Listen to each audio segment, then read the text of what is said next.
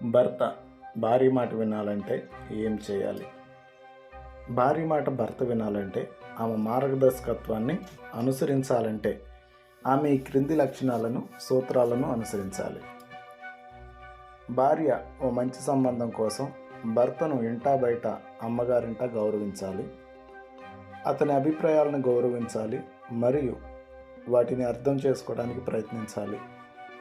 తప్పులను ఒప్పుకొని క్షమాపణలు చెప్పే గుణాన్ని అలవర్చుకోవాలి. అతనితో సానుకూలంగా, ప్రేమతో మాట్లాడాలి. తీవ్రమైన స్వరంతో కటువుగా, కఠినంగా మాట్లాడరాదు.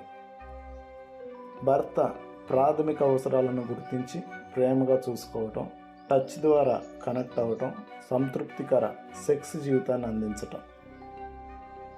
సరసైన వ్యూహకర్తగా వ్యూహాలను అమలు చేయాలి. ఆగ్రహం, విసుగు మరియు సంఘర్షణకు దారి తీయవచ్చు. కావున ఓపిక, సహనం పెంచుకోవాలి. సానుకూల మరియు సహకార సంబంధాలలో మాత్రమే భర్తలు స్త్రీల మాట వింటారు. ఇంటినందు ఆమె నాయకత్వాన్ని అనుసరించమని భర్తను ప్రోత్సహించాలి. అతని అవసరాలు, కోరికలు, అంచనాల గురించి నిజాయితీగా సంభాషించి తీర్చాలి. భర్త దృష్టికోణాన్ని ఓపికగా, నిజాయితీగా విని అతని అభిప్రాయాన్ని అర్థం చేసుకోవడానికి ప్రయత్నించాలి. విభేదాల నందు వ్యక్తిగత దాడులు, విమర్శలు మరియు కించపరిచే ప్రవర్తనను నివారించండి. భర్తను ప్రోత్సహిస్తూ, మద్దతు అందిస్తూ అన్ని విషయాల నందు వెనుదన్నుగా ఉండాలి.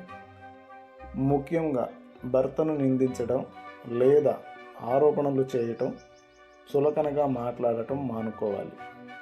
భర్తను అందగాడని, సమర్థుడని, మంచి యజమాని అని ప్రశంసల జల్లు కురిపిస్తూ ఉండాలి.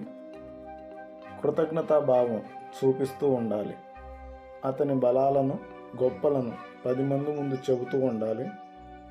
భర్త ఆనందించే కార్యకలాపాలలో భార్య సంతోషంగా పాల్గొనాలి.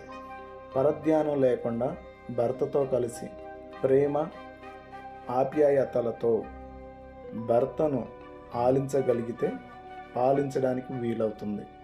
పిల్లలున్న మధ్య వయసులోనూ భర్తతో సమయాన్ని మరియు నాణ్యమైన సంభాషణలకు ప్రాధాన్యత ఇవ్వాలి. వృత్తిపరమైన సహాయాన్ని కోరండి. భార్య భర్తతో సమర్థవంతంగా కమ్యూనికేట్ చేసే అలవాటు ఉండాలి. స్వంతంగా కుటుంబ వివాదాలను పరిష్కరించుకునే సమర్థత, ఓర్పు, నేర్పు ఆమెకు ఉండాలి. కుటుంబ సవాళ్లను నావిగేట్ చేయడంలో మార్గదర్శకత్వం వహించేదిగా ఉండాలి. వారి మధ్య డీప్ అండర్స్టాండింగ్, అవగాహన ఉండాలి. భర్త నుంచి సంపూర్ణ మద్దతును పెంపొందించుకొని ఉండాలి. హాయ్ ఎవ్రీవన్, ఇలాంటి మరెన్నో వీడియోస్ కోసం మన ఛానల్ని సబ్స్క్రైబ్ చేయండి. And thank you so much.